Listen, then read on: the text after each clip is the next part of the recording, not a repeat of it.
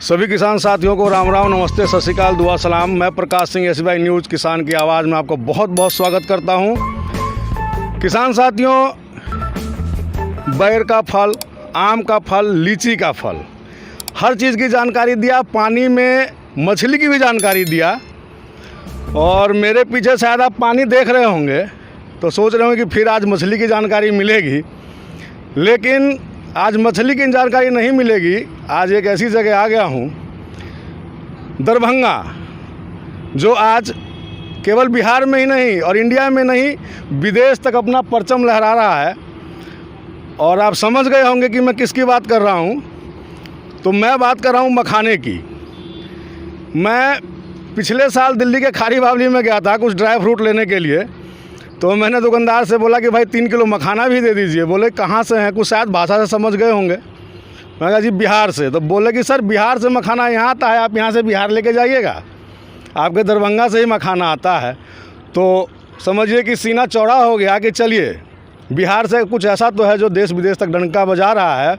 और डंका बजाने में किसान ही आगे हैं, और कोई ऐसा नहीं है जो मखाने के लिए आज के समय में फेमस हो, लेकिन दरभंगा फेमस है। दरभंगा से एक बात कही गई थी कि बिहार में का बा, तो दरभंगा में मखाना बा, एयरपोर्ट बा। और आज उसी किसान से मिलवाता हूँ जो मखाने की खेती करते हैं, और मखाने की खेती की जानकारी आप लोगों को दिलवाऊँगा कि इसके लिए क्या चाहिए, कितनी ज़मीन चाहिए, क्या व्यवस्था चाहिए, क्या इनकम है या नुकसान है, कर सकते हैं नहीं कर सकते हैं। तो आइए मिलवाता हूं किसान से। नमस्कार सर, अपना नाम बताइए, परिचय दीजिए, जगह का बताइए, कहां से हैं आप? अशोक सहनी। जी। सारा मोहनपुर।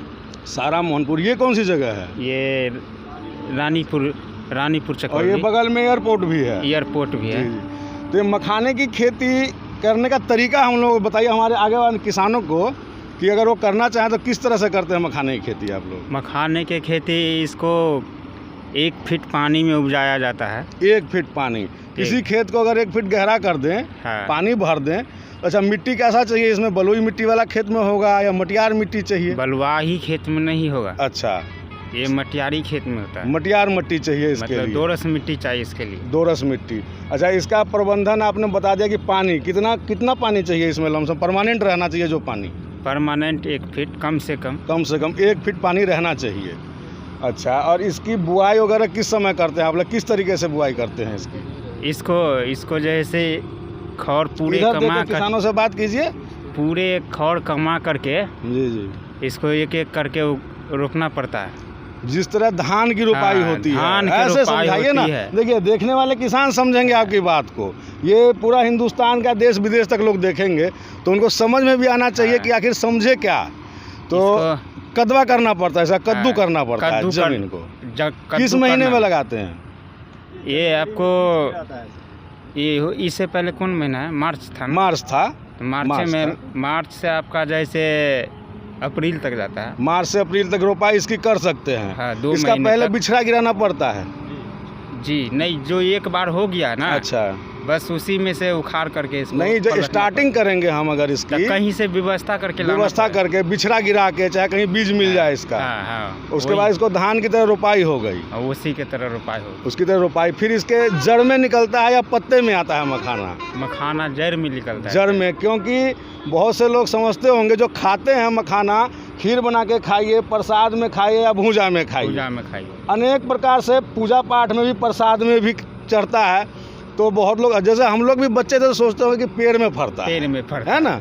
तो लोगों की शंका थी कि पेड़ में फरता है, लेकिन ऐसा नहीं है, ये पानी के अंदर होता है। पानी के अंदर। अच्छा, तो कितने दिन में तैयार हो जाता है ये लगभग आपका 5 महीना में तैयार होगा। 5 महीने की फसल है।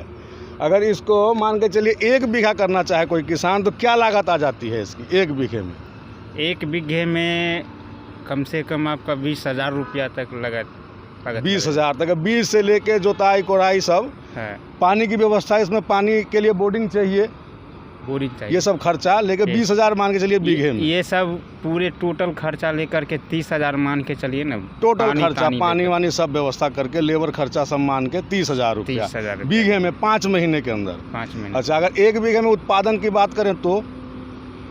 उत्पादन की बात करें तो लगभग आपका मोटा मोटी 30,000 खर्चा हो जाता है, तो मोटा मोटी मान के चलिए वही 25,000 तक इनकम आता है।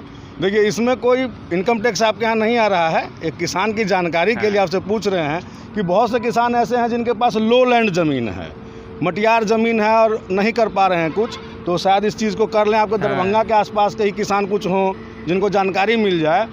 तो 1 बीघे में 30,000 रुपये का खर्चा करते हैं, तो खर्चा काट के लमसम 25,000 रुपये करीब बच जाता है, सब कुछ काट के।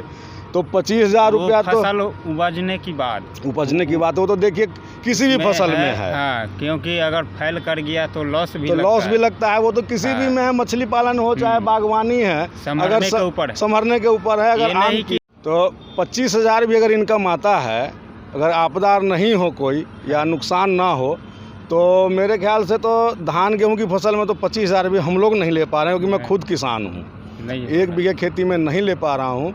और सबसे बड़ी बात है कि अगर इसमें लो लैंड, तो धान गेहूं से अलग हटके अगर चाहे कोई छोटा किसान तो इस खेती को कर सकता है। और मैं अपने कैमरा से कहूँगा कि दिखाएंगे कि किस तरह सिंघाड़े की खेती होती है। जो लोग ये सोचते होंगे कि मखाना आम की तरह या लीची की तरह पौधे पर लगता होगा, नहीं, उखाड़िए नहीं पौधा, पत्ता केवल हटा के दिखाइए, पौधा उखाड़िए नहीं, फिर लगाने में दिक्कत होगा। इसी में जड़ में इसका फल लगता है और फल तुड़ाई के बाद भी प्रोसेसिंग है इसकी, सुखाना है, फिर भूंजना है। और जब प्रोसेसिंग के बाद भुजाई हो जाती है तब ये मखाना पहुंचता है मार्केट में।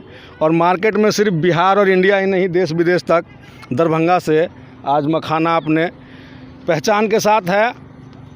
तो किसान साथियों, एक ये भी अच्छा हमें मिला, आज एक किसान से मुलाकात हो गई कि सिंघाड़े की खेती भी किसानों के लिए एक अच्छा जरिया बन सकता है। इसी के साथ मैं प्रकाश सिंह विदा लेता हूं, फिर मिलता हूं किसी नई जानकारी के साथ।